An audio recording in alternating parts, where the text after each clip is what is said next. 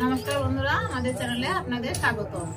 আজকে আমি টক ফল বা অনেকে চুই ফল বলে ফলের জেলি বানাবো। কিভাবে বানায় আপনারা দেখতে থাকেন। এই টক ফল নিয়েছি আমি কতগুলি, আর নিয়েছি কিশমিশ, আর নিয়েছি কাজু, রয়েছে চিনি, আর অন্যান্য রান্নার জন্য যা লাগে তেল, লবণ, এই কটা জিনিস আমার আছে। এখন আমি এই ফলগুলিকে একটা একটা করে ছাড়িয়ে নেব। এইভাবে আমি ফলগুলিকে ছাড়িয়ে নেব। এই বীজটা মাঝখান থেকে ফেলে দেবো।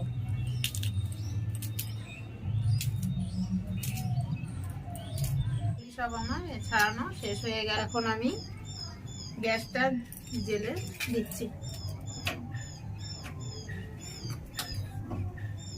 গ্যাসটা জেলে কড়াই বসিয়ে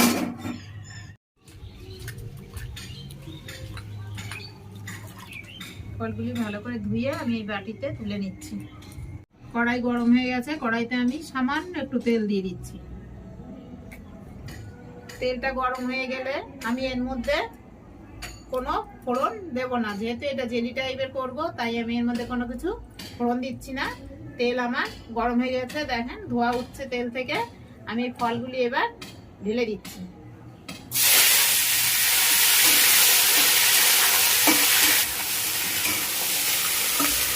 ফলগুলি ঢেলে দিয়ে একটু নেড়ে ছেড়ে দিলাম। এইবার আমি এর মধ্যে হাফ চামচ মতো লবণ দিয়ে দিচ্ছি। 1 চিমটি মতো হলুদ দিয়ে দিলাম। বেশি হলুদ দেব না, আমি একদমই সামান্য একটু হলুদ দিলাম। এবার নেড়ে চেড়ে ফলটা ঢেকে রাখবো। এর মধ্যে জল কিছুই লাগবে না, আমি শুধু ঢেকে রাখবো। আর এই সময় ঢেকে রাখার সময় গ্যাসের ফ্লেমটা একদম লো করে রাখবেন। আমি ঢাকনা খুলে এইটাকে একবার একটু নেড়ে চেড়ে আবারও 2 মিনিটের জন্য ঢেকে রাখবো। আমার সম্পূর্ণ এটা গলে গেছে। এখন আমি এর মধ্যে ছোট বাটির হাফ বাটি মতো চিনি দিয়ে দিচ্ছি।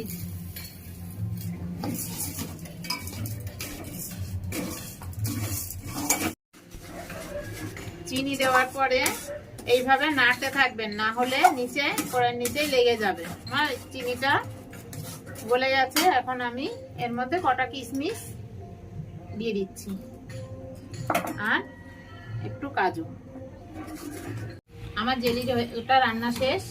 আমি এখন গ্যাস নিভিয়ে দেবো। দেখেন চিনিটা গলে গেছে, এটা ফুটে ওঠাতে আমি এটা এখন নামিয়ে নিচ্ছি। দেখেন দেখতে কি সুন্দর হয়েছে। গ্যাসটা নিভিয়ে দেবো। জেলিটা আমার রান্না শেষ হয়ে গেল। আপনারা বাড়িতে এইভাবে এই ফল থাকলে বা বাজারে পেলে ফল এনে জেলিটা এবার রান্না করে খেয়ে দেখবেন, খেতে খুব ভালো লাগে। আর দেখতে পুরো দেখা যাচ্ছে, মনে হচ্ছে ফ্রুট জেলি যেমন তেমন হয়েছে। দেখেন দেখতে খুব সুন্দর হয়।